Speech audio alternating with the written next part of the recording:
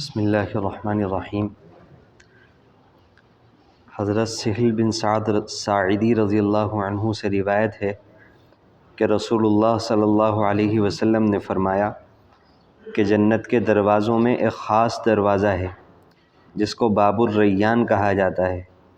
اس دروازے سے قیامت کے دن صرف روزے داروں کا داخلہ ہوگا، ان کے سوا کوئی اس دروازے سے داخل نہیں ہو سکے گا۔ اس دن پکارا جائے گا کہ کدھر ہیں وہ بندے جو اللہ کے لیے روزہ رکھا کرتے تھے اور بھوک پیاس کی تکلیف اٹھایا کرتے تھے۔ وہ اس پکار پر چل پڑیں گے، اس کے سوا کسی اور کا اس دروازے سے داخلہ نہیں ہو سکے گا۔ جب وہ روزے دار اس دروازے سے جنت میں پہنچ جائیں گے تو یہ دروازہ بند کر دیا جائے گا، پھر کسی کا اس سے داخلہ نہیں ہو سکے گا۔ روزے میں جس تکلیف کا احساس سب سے زیادہ ہوتا ہے اور جو روزے دار کی سب سے بڑی قربانی ہے وہ اس کا پیاسا رہنا ہے، اس لیے اس کو جو صلہ اور انعام دیا جائے گا اس میں سب سے زیادہ نمایاں اور غالب پہلو سیرابی کا ہونا چاہیے۔ اسی مناسبت سے جنت میں روزے داروں کے داخلے کے لیے جو مخصوص دروازہ مقرر کیا گیا ہے اس کی خاطر صفت سیرابی و شادابی ہے۔ ریان کے لغوی معنی ہے پورا سیراب یا بھرپور سیرابی، تو اس دروازے کی صفت ہے جس سے روزے داروں کا داخلہ ہوگا۔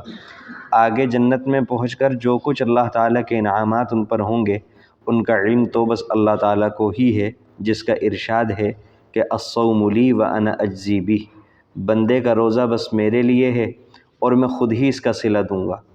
حضرت ابو امامہ رضی اللہ عنہ سے روایت ہے کہ میں نے رسول اللہ صلی اللہ علیہ وسلم سے عرض کیا کہ مجھے کسی عمل کا حکم فرمائیے جس سے اللہ تعالیٰ مجھے نفع دے۔